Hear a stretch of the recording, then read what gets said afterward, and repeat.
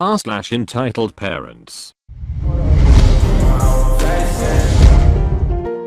This story happened when I was still a teenager. I was at school during May, and I was walking home and listening to my music from my iPod Touch. Remember those? It was starting to get hot when I decided to stop at a nearby restaurant because my school is 2 miles away from my house. I walk into the place when I see this woman. Ep gives a real dirty look at me and says something to her kids, but I just ignore her. I order a smoothie and look over to Ep, and she is nowhere to be seen. I just see her kids sitting at the table. So I walk over to one of those tables and sit down, and then someone takes my chair and I fall to the concrete ground. I feel an awful pain in my left hand to see that it was dislocated to the right side. Part of my bone was about to break my skin, and actually that's enough details. I look up to see Ep clearly having the chair in her hand. And these weren't the normal kind of chairs. They were the kind of chairs that were tall. And to make matters even worse, my iPod hit the ground, shattering the screen, and my arm got cut.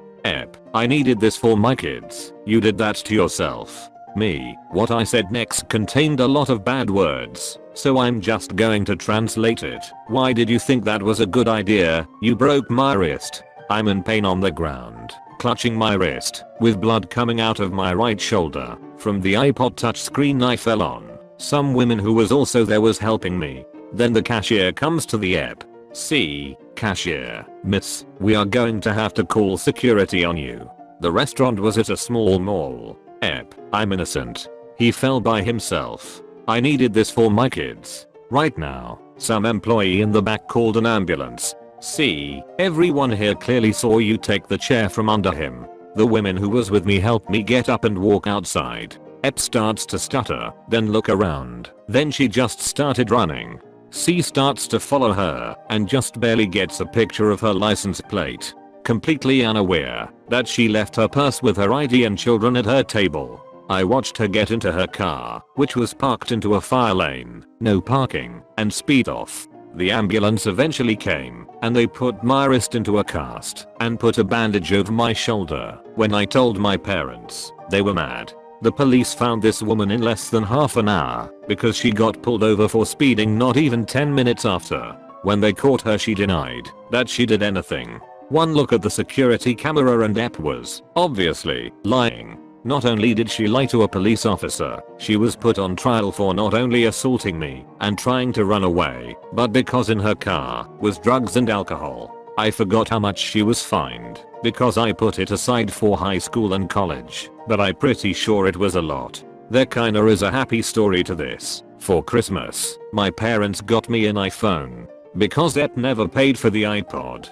Moral of the story: don't be a dumbass, or you'll be used for karma on the internet and be in prison. Backstory: I have an egg allergy, so every time my family and I go out to eat hibachi, we have to get my order cooked in the back because the chef that cooks for everyone else puts an egg on the grill to cook the fried rice. The characters: entitled mom M, entitled daughter Ed, my aunt Ma. The story: one night Ma and I went to a hibachi restaurant, and if you ever been to one before, you know that you get seated with other people around a stove. When we went this time, we were seated with someone eating alone, a family of 3, and M in addition.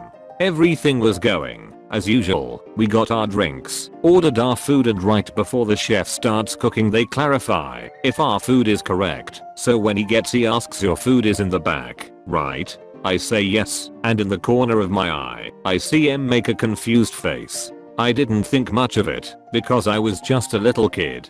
A few minutes passed by and everyone got the rice made by the chef other than me. When I see my food coming, the waitress hands me my egg-free rice and shrimp. As I grab my fork to dig in, I see Ed make an upset face and then whispered something to M. Although it made me uncomfortable, I was hungry and started to eat. Maybe a minute later, I hear a voice say in a rude tone, could you wait for everyone else to get their food before you start? It is very rude of you. I look up and I see M and Ed staring at me. M then says, it is bothering my daughter that you have all your food and we only have our rice. At this point, I was confused, so I just said I'm okay. M then told me it's okay, you can eat. So I resumed eating. M did not like this. She started screaming. I asked if you could wait for everyone else. What makes you so special that you get your food before us? I could tell that all the other people at the table were also uncomfortable. I look at MA and she looks at me and then says my nephew has allergies and has to have his meal cooked on a stove without eggs on it.